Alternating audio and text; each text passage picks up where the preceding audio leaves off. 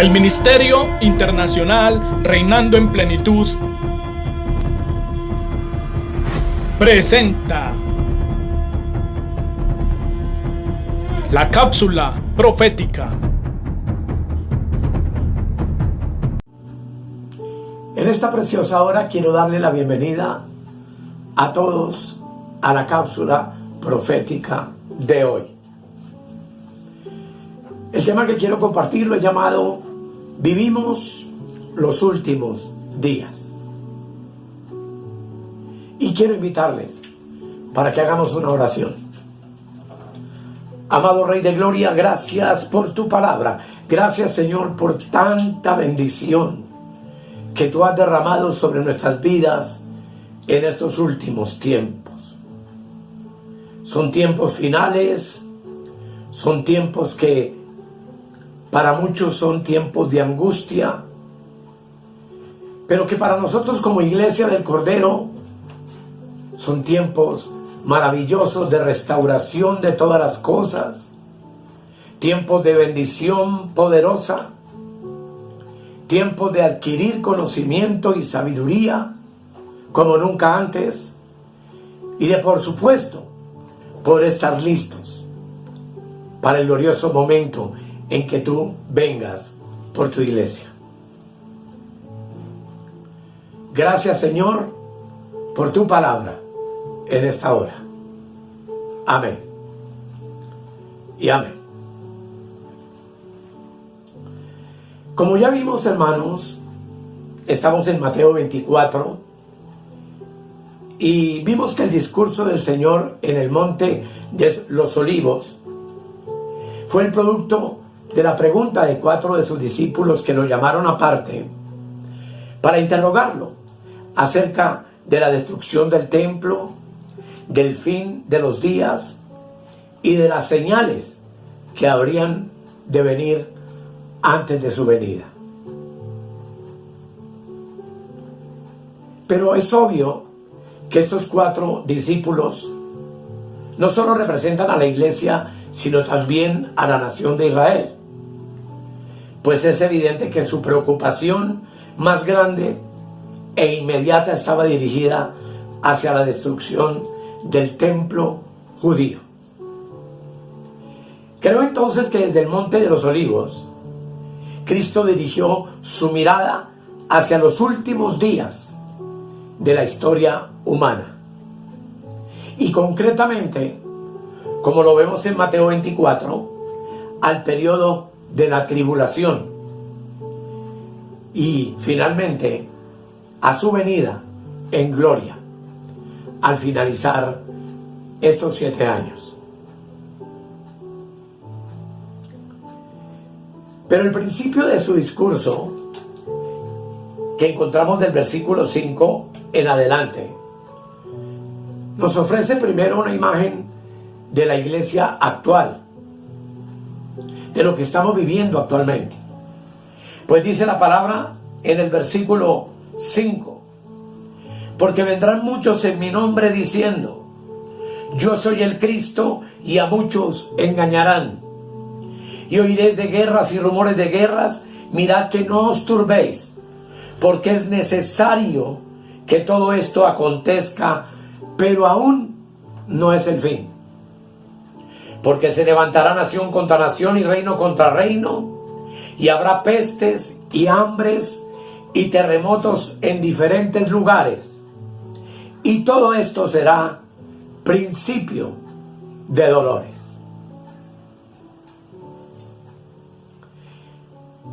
Como vemos en estos textos, el Señor está describiendo el prolongado periodo de tiempo que habría o que se extiende desde el momento en que Él está hablando con sus discípulos para contestar sus preguntas hasta el final de la era de la historia del hombre.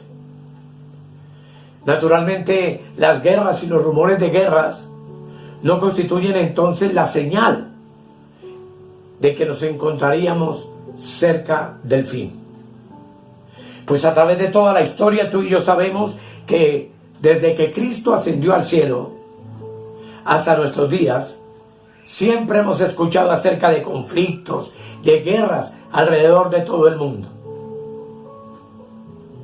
Es así como la historia secular registra guerras terribles como la Primera y la Segunda Guerra, que fueron obviamente mundiales y que verdaderamente fueron catastróficas y terribles. Pero iglesia, hoy estamos asistiendo al levantamiento de Rusia contra Ucrania, que ha sido devastador, ha sido impresionante las imágenes que vemos a través de los medios.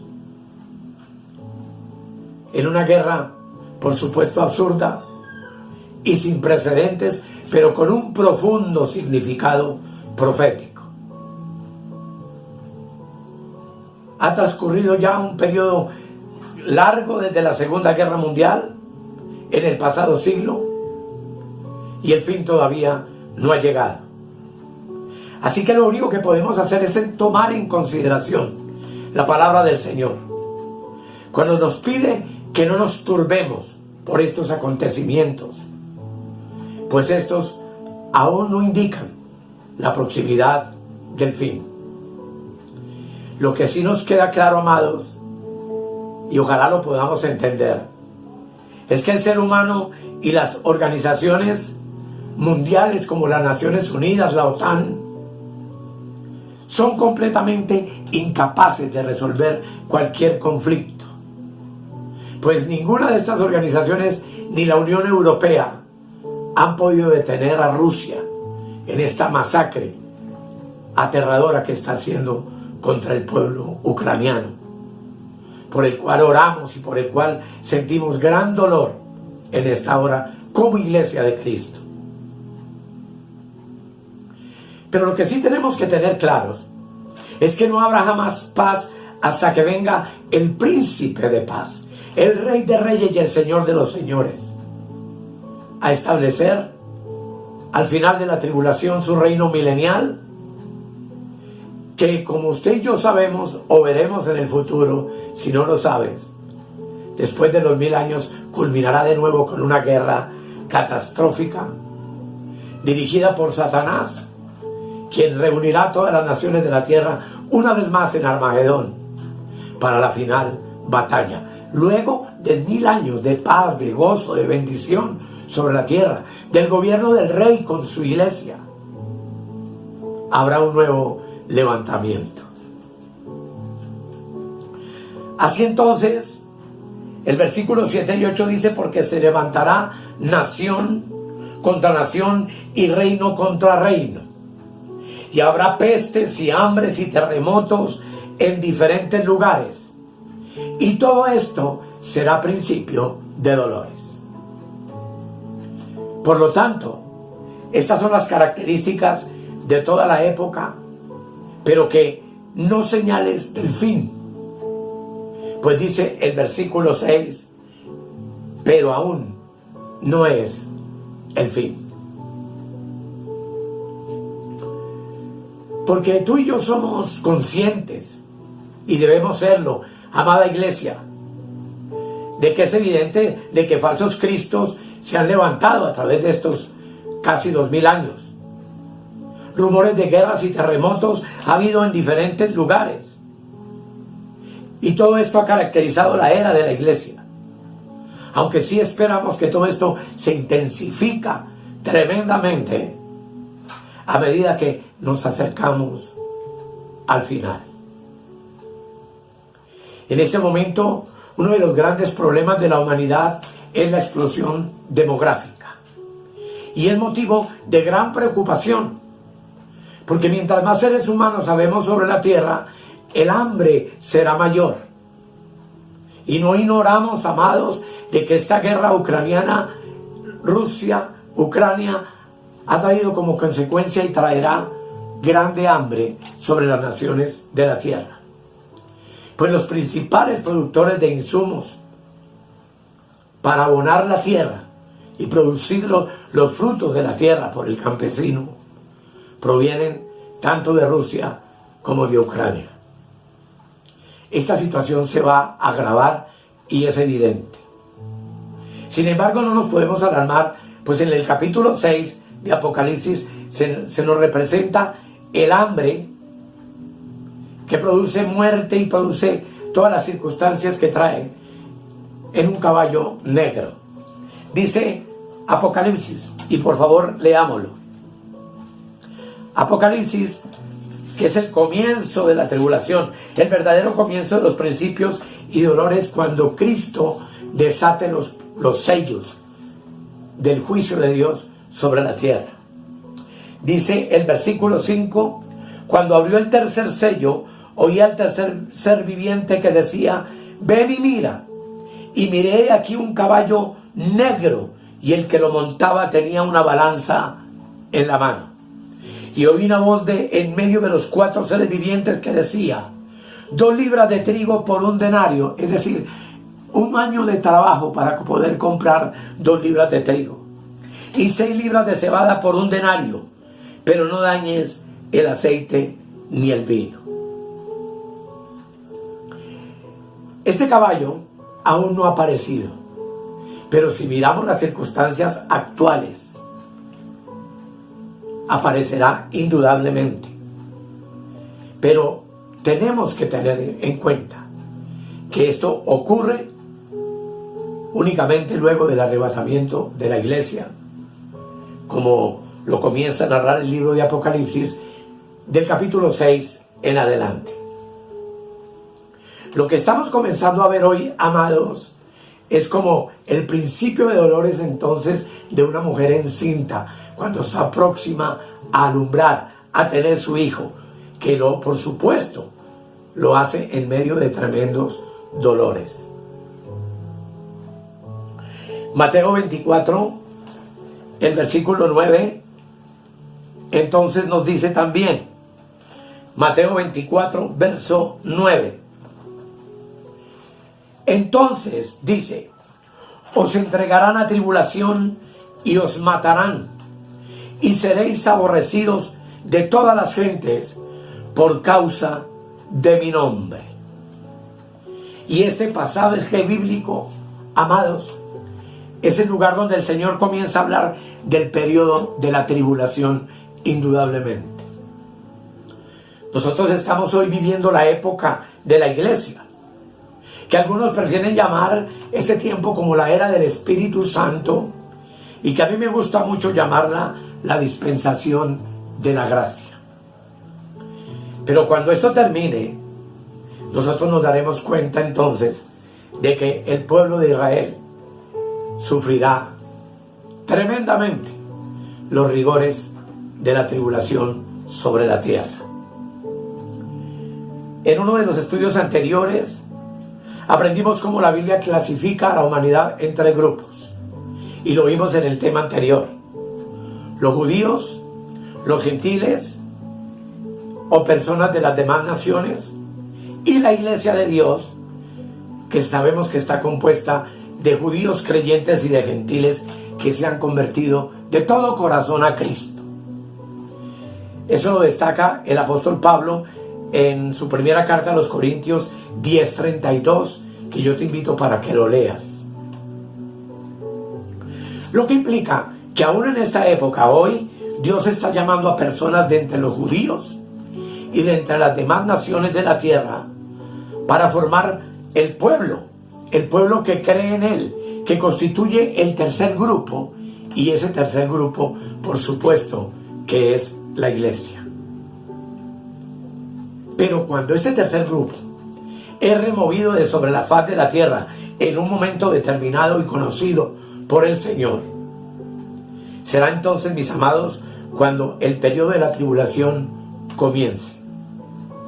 7 años marcados por el derramamiento de la ira de Dios sobre el planeta.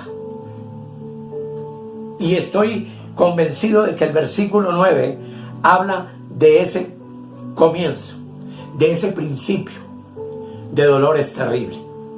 Dice entonces, os entregarán a tribulación y os matarán y seréis aborrecidos de todas las gentes por causa de mi nombre.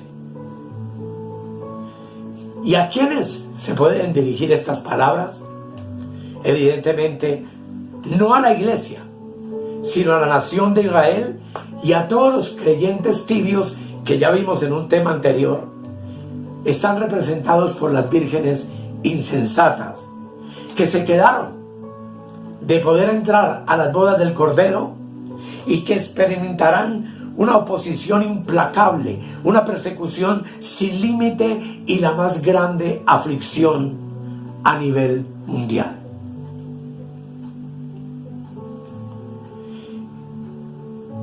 Les diría, amados, que es importante notar que mientras los miembros de la iglesia verdadera ya no se encuentran en el mundo, durante el periodo de la tribulación se desatará un antisemitismo aterrador. ¿Qué es esto? Es el odio de las naciones por Israel. Hoy Israel experimenta asedio y odio de muchas naciones, pero ese odio hacia los judíos llegará a ser mundial luego del arrebatamiento de la iglesia, que a su vez también detiene este tiempo y la manifestación del anticristo. Pues nosotros como iglesia, para ti como creyente, con toda seguridad es imposible que odies a los judíos como seres humanos, a pesar de que sabemos que han dejado de ser el pueblo del Señor porque han sido endurecidos, a pesar de que ellos crucificaron al Señor de gloria y están bajo el juicio de Dios. Al finalizar la época de la iglesia, se intensificará de una manera tremenda y de mayor amplitud el odio contra el pueblo judío y contra todos los que en ese periodo de la tribulación confiesen a Cristo como el Señor de sus vidas. Por supuesto, es tema de otro estudio. Pero los versículos 10 y 11 añaden: muchos tropezarán entonces y se entregarán unos a otros, y unos a otros se aborrecerán. Anteriormente vimos que se le advertía a la iglesia con respecto a maestros falsos y a falsos profetas, mientras que el versículo 11 dice: muchos falsos profetas solamente se levantarán y engañarán a muchos, lo que implica que a Israel se le está previniendo que en el periodo de la tribulación muchos falsos profetas vendrán a esa nación. Por ello, hermanos, después de que la iglesia haya sido removida, se hace esta clara advertencia de profetas falsos en el periodo de los 7 años de la tribulación. Y en el versículo 12 le dice: por haberse multiplicado la maldad, el amor de muchos se enfriará. Lo vimos en un tema muy anterior, refiriéndonos a la iglesia en este tiempo. Pero es obvio que estas palabras afirman el principio del que el discurso del huerto de los olivos, que podemos aplicar a nuestra propia época, por supuesto también se aplica al periodo de la tribulación. Cuando la maldad aumente, muchos dejarán de sentir amor por los demás, y esa carencia de sentimientos será una realidad mucho más evidente y fuerte en los últimos tiempos. Ha venido demostrándose con el ejército ruso y con los gobernantes rusos masacrando a un pueblo indefenso. Y entonces el versículo 13 dice: mas el que persevere hasta el fin, este será salvo. Esta palabra, hermanos, por supuesto que se aplica a todo el periodo, hasta la venida de Cristo. Porque tú y yo también somos llamados por el Espíritu Santo a perseverar, a no descuidar la salvación tan grande que por el Señor nos ha sido entregada, a entender que no debemos de dejar de estar ocupados en ella, y no de cualquier manera, sino con temor y temblor. Como dice el apóstol Pablo, no sea que nos deslicemos. Iglesia hermosa, hoy como nunca antes, tú tienes que estar consagrado al 100% al Señor. Hoy como nunca antes, como las 10 vírgenes sensatas y prudentes, nuestra lámpara debe estar llena de aceite, es decir, necesitamos estar llenos del Espíritu Santo. Como nunca antes, la lámpara que alumbra nuestro caminar, que es la palabra, debe ocupar un lugar de mucha importancia en nuestra vida diaria. Apartar cada momento que podamos a escudriñar la Escritura y a ser entendidos en las verdades de los tiempos reales que tú y yo estamos viviendo. Para que, como dice el profeta Jesús, aquel día no nos sorprenda como ladrón y nos quedemos del glorioso arrebatamiento de la iglesia. Sin ninguna duda, iglesia amada, tú y yo somos llamados entonces por el Señor a perseverar hasta el fin, lo mismo que Israel y los convertidos durante el periodo de la tribulación son llamados a perseverar hasta el fin. Para muchos de ellos, como vemos en Apocalipsis 13, el fin será su sacrificio, su muerte, su decapitación por medio de la bestia y su imperio, en ese terrible periodo que indudablemente está muy cerca de venir sobre la tierra.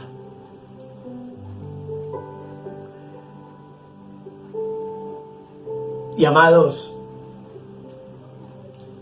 en los 54 años de mi vida ministerial, he compartido con muchas personas y he predicado a muchas personas. Y muchas de esas personas también las he visto con tristeza un día marcharse, después de haber estado mucho tiempo con nosotros, pero volvieron atrás. Y por supuesto, hermanos, que uno se pregunta, ¿serán ellos salvos en el día del Señor? Y yo puedo decirles, hermano, que lo mejor que tú y yo podemos hacer respecto a los que se van no es juzgarlos, ni condenarlos, ni llamarlos hijos del diablo, porque tú y yo no sabemos los planes que Dios tiene para muchas personas en la tierra. El único que puede juzgar y saber eso es el Señor. Pero quiero invitarles a que nos consolemos con la historia del hijo pródigo. Eso para mí ha sido una bendición. Y esa historia está relatada, tú y yo lo sabemos, en Lucas capítulo 15, en la que el hijo pródigo encontró, después de haberse separado del padre y haberse ido y haber malgastado toda su herencia, estando en una pocilga y comiendo comida para cerdos, dice la Escritura que volvió en sí y recobró el camino de regreso de nuevo al Padre. Así muchos cristianos, sin duda alguna, como el hijo pródigo, que habrán llegado a extremos parecidos a una pocilga, siendo en realidad hijos, algún día saldrán de esa situación, como le sucedió al hijo pródigo. Pues la Escritura afirma, sin lugar a dudas, que conoce el Señor a los que son suyos. Dice también que apártese de iniquidad todo el que invoca el nombre del Señor. Y sin duda alguna, muchos de los que vimos volver atrás, un día regresarán. Así sea en el periodo de la tribulación, cuando se den cuenta de que el Evangelio de la Gracia era la oportunidad maravillosa para escapar de los juicios terribles que están predeterminados por Dios para venir sobre el mundo entero. ¿Por qué ocurrirá esto? Porque ellos tienen un fiel pastor que los protege. Por ello, acerca de cada uno de ellos podremos también entonces declarar que ese será salvo. Que esos que se descargaron pero vuelven van a perseverar hasta el fin. Porque Dios sencillamente en Cristo los conoció, los llamó y los predestinó desde antes de la fundación del mundo. Así que, amados, quiero terminar este estudio de hoy leyendo el versículo 14. Dice la palabra: y será predicado este evangelio del reino en todo el mundo, para testimonio a todas las naciones, y entonces vendrá el fin. Hay algo muy importante, amados, y es que Jesús también prometió entonces que antes del fin el Evangelio sería predicado en todo el mundo. La persecución, los falsos profetas, la degradación en general de la humanidad, la pérdida del amor no evitarán el esparcimiento del Evangelio finalmente sobre toda la tierra. La iglesia ha sido llamada a cumplir con el deber hoy de predicar el Evangelio. Sin embargo, algunos creen que ya está hecho, pero no es así.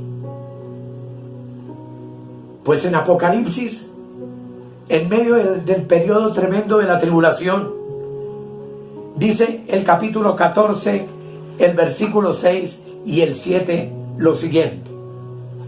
Por favor, léelo conmigo. Vi volar por en medio del cielo a otro ángel, que tenía el Evangelio eterno para predicarlo a los moradores de la tierra, a toda nación, tribu, lengua y pueblo, diciendo a gran voz: temed a Dios y dadle gloria, porque la hora de su juicio ha llegado, y adorad a aquel que hizo el cielo y la tierra, el mar y las fuentes de las aguas.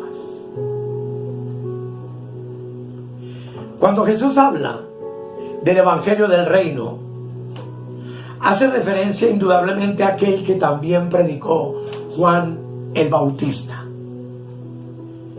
En Mateo capítulo 3, en el versículo 2, dice: arrepentíos, porque el reino de los cielos se ha acercado. Luego de esa prédica maravillosa, Jesús comenzó sus actividades con ese mismo mensaje. En el mismo Evangelio, capítulo 4, versículo 17 dice: desde entonces Jesús comenzó a predicar y a decir: arrepentíos, porque el reino de los cielos se ha acercado. Esta predicación fue a los judíos de la época. También en Mateo 11, 28, Jesús dice: venid a mí todos los que estáis trabajados y cargados, que yo os haré descansar. Entonces Él entra ya en la escena del Evangelio como la esperanza del hombre para hallar reposo para su alma, para hallar descanso para su alma. Y en Mateo 20, versículo 28, dice la hermosa palabra de Dios: como el Hijo del Hombre no vino para ser servido, sino para servir y para dar su vida en rescate por muchos. Ese Evangelio del Reino, avisando que el reino ha llegado, ahora se complementa con la venida real del Rey. Pero durante el periodo de la tribulación, el Evangelio, con un énfasis en la venida del reino una vez más, volverá a ser predicado. Dicho énfasis es diferente al énfasis del Evangelio de la Gracia. El Evangelio de la Gracia es la predicación de Cristo como el Rey y Señor de señores para nuestras vidas, como el único objeto de nuestra salvación. Pero una vez más, el arrepiéntete porque el reino se ha acercado y porque el juicio de Dios ha llegado, será el Evangelio predicado por un ángel alrededor de toda la tierra en el periodo de la tribulación. Ese énfasis no es apropiado para nuestro tiempo, porque nosotros hemos sido entonces llamados a predicar el Evangelio de la gracia de Dios, exaltando a Cristo como Señor, Rey, Salvador y esperanza para todo el género humano en este periodo, en esta era de la Iglesia y del Espíritu Santo. Alguien podría preguntarse, ¿es el Evangelio del Reino un evangelio diferente al Evangelio de la Gracia? Y no lo es. Realmente no es que haya dos evangelios. Es el mismo evangelio, pero con un énfasis diferente. Cuando comience el tiempo de la tribulación, la gente sabrá que se encuentra cerca del fin, aunque no sepan ni el día ni la hora de ese fin. Por lo tanto, para ellos en la tribulación, el mensaje apropiado será: arrepentíos, porque el reino de los cielos se ha acercado. Y ojalá no me vayan a malinterpretar. Yo quiero insistir en que no es que existan dos formas de salvarse. Dios nunca ha tenido más que una, y la única manera de que el hombre pueda salvarse es a través de la cruz de Cristo. Es a través de la persona de Cristo. Todos recordamos y veremos en temas posteriores cómo todas las ofrendas y sacrificios de los que habla el Antiguo Testamento hasta la llegada de nuestro Señor Jesucristo a la tierra tuvieron siempre un motivo, y era la expectación de la cruz, de la muerte del Cordero de Dios en la cruz. Y toda conmemoración, desde que Él vino hasta el tiempo final de toda esta era, tiene como objetivo lo mismo. En retrospectiva, volver nuestra mirada atrás siempre hacia la cruz de Cristo. Para ilustrar esa verdad y que nos quede clara, podemos retroceder a Génesis capítulo 4, donde consideramos la ofrenda que Abel trajo a Dios. Abel le trajo a Dios un cordero. Su hermano le trajo frutos y trigo y lo que cultivó de la tierra, pero su ofrenda fue desagradable a Dios. Si hubiéramos estado nosotros allí, podríamos haberle preguntado a Abel: ¿por qué tú has traído este cordero? ¿Crees que este cordero puede remover realmente los pecados que has cometido y que te separan de delante de Dios? Y él hubiera respondido: por supuesto que no. He traído este pequeño cordero porque Dios me pidió que así lo hiciese, y lo estoy trayendo por la fe. Y uno podría volver a preguntarle: bueno, pero ¿sí quita este cordero tus pecados? Porque si no los quita, ¿para qué te pidió que lo trajeses? Y él finalmente había respondido algo así: este cordero está señalando a alguien que vendrá en el futuro, de la simiente de la mujer que es mi madre. Y esa simiente de la mujer que viene salvará al mundo entero de sus pecados. Lo que implica, amados, que ese cordero ofrecido por Abel solamente era un tipo de Cristo, como lo es todo el Antiguo Testamento, una sombra de los bienes venideros que apuntan únicamente a la cruz de Cristo y a su resurrección y a las riquezas de la gloria que tú y yo hoy tenemos en Él. Así que si el cordero que ofreció Abel hubiera podido remover sus pecados, cualquiera podría traer un cordero y sentir que sus pecados han sido perdonados. Pero él lo trajo con fe, reconociendo que era un pecador y que ese cordero era un sustituto del Cristo de gloria, que muchísimos años más adelante, 4000 años más adelante, habría de pagar su deuda. Esa deuda que tanto Abel como todos los hombres somos incapaces de pagarle a Dios. Es que Abel estaba mirando y apuntando por la fe hacia aquel que vendría en el día futuro. Significativamente, amados, Juan el Bautista el precursor de Cristo, no solo había dicho a los judíos: arrepentidos porque el reino de los cielos se ha acercado, sino que también dijo: he aquí el Cordero de Dios que quita el pecado del mundo. Juan lo había identificado.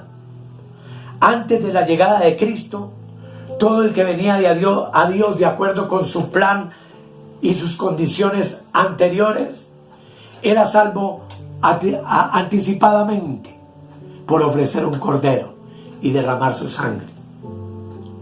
Era como si recibiese un crédito, respaldado por la certeza de que Dios un día enviaría a Cristo y saldaría esa deuda en la cruz del Calvario. Así que en el Antiguo Testamento, indudablemente, muchos fueron salvos por el sistema del sacrificio de los corderos. Pero queda claro que toda persona sobre la faz de la tierra solamente puede ser salva por medio del sacrificio de Cristo. Esto porque también debe quedarnos claro que en el Antiguo Testamento Dios nunca salvó a nadie por observar la ley o por cumplirla. Porque el centro real del Antiguo Testamento estaba en el sistema de sacrificios que Dios estableció, justamente para que el hombre pudiera ser perdonado, pues Dios sabía que ningún ser humano podría jamás obedecer su ley puntualmente, como tú y yo lo sabemos hoy. Las personas traían a Dios un cordero porque la ley revelaba eso, que eran infractores de la ley, que no estaban obedeciendo a Dios y que por supuesto entonces necesitaban un sustituto que pudiera pagar por ellos el castigo que merecían por sus pecados. Como dijo el apóstol Pablo en Romanos, y que vale mucho la pena leerlo, hermanos, capítulo 3, el versículo 19, dice: pero sabemos que todo lo que la ley dice, todo el antiguo pacto, lo dice a los que están bajo la ley, para que toda boca se cierre y todo el mundo quede bajo el juicio de Dios, ya que por las obras de la ley ningún ser humano será justificado delante de él, porque por medio de la ley es el conocimiento del pecado. Amados, tú y yo conocemos el pecado por la ley y tú y yo somos infractores de la ley de Dios. Somos pecadores que indudablemente necesitamos de un Salvador. Lo que hay que hacer es recibir a Cristo como nuestro Dios, como nuestro Señor, como nuestro Salvador, de una manera real, auténtica y genuina. Si tú que me escuchas en esta hora no has venido todavía a Cristo, ven a Jesús y recíbelo en tu corazón como el Señor, como el Salvador de tu vida, como el único Cordero que tiene el poder de quitar todos tus pecados y perdonarlos y olvidarlos y echarlos al fondo de la mar.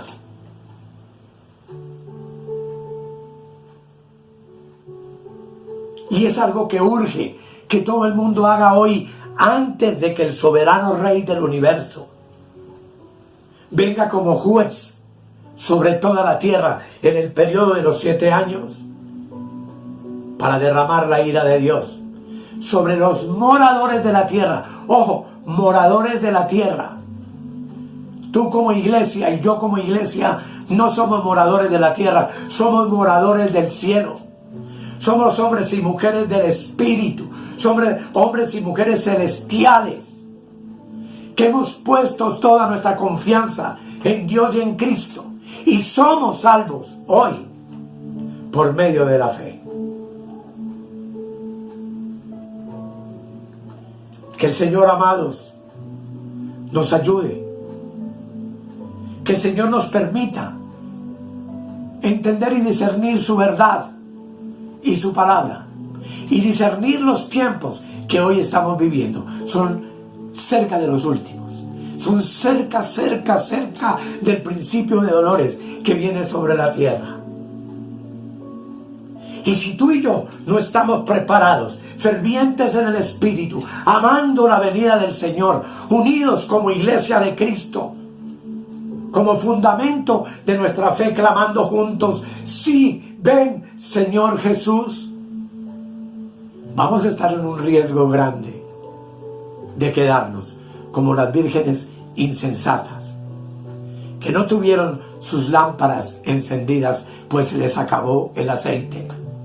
Lo que simboliza que no estaban viviendo, andando, caminando en el Espíritu fervientemente. Y que dormidas, al despertar no tuvieron cómo volver a llenar sus vasijas, ya vacías.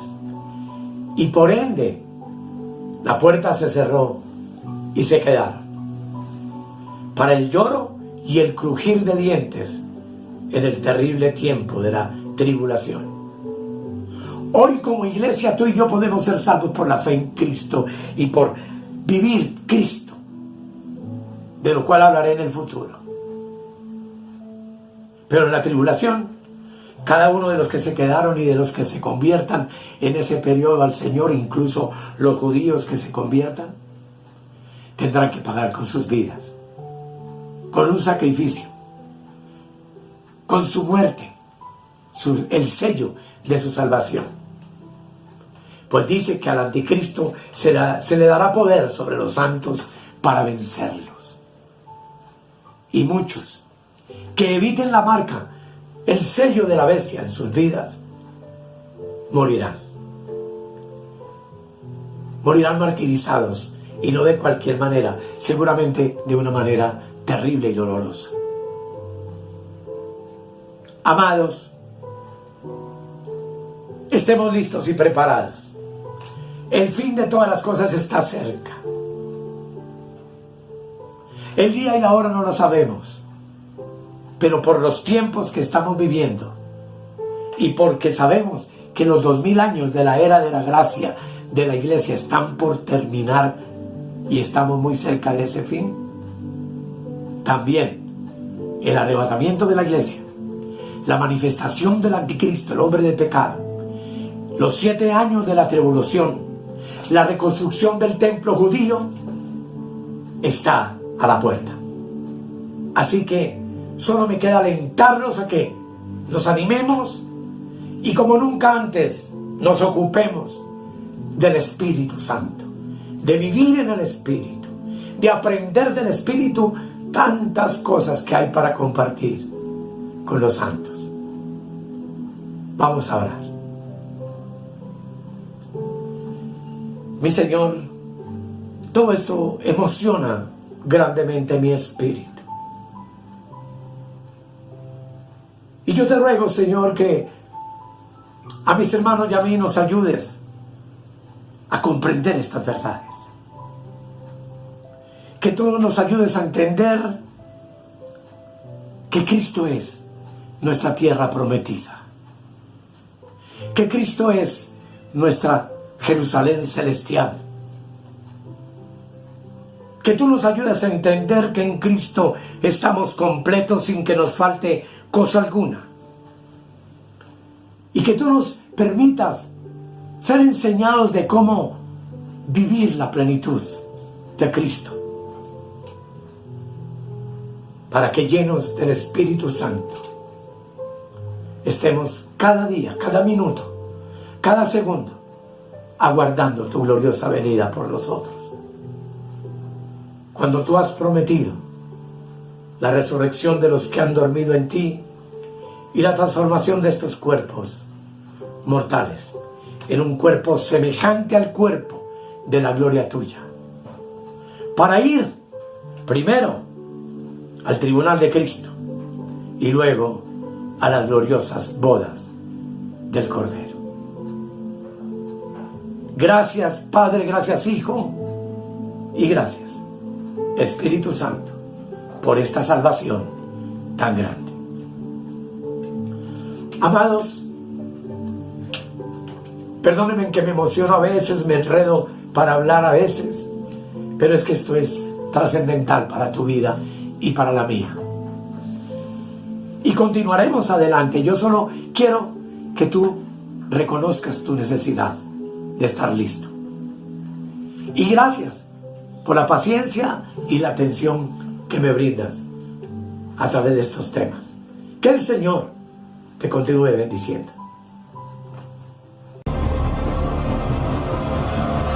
He aquí yo vengo pronto, y mi galardón conmigo, para recompensar a cada uno según sea su obra.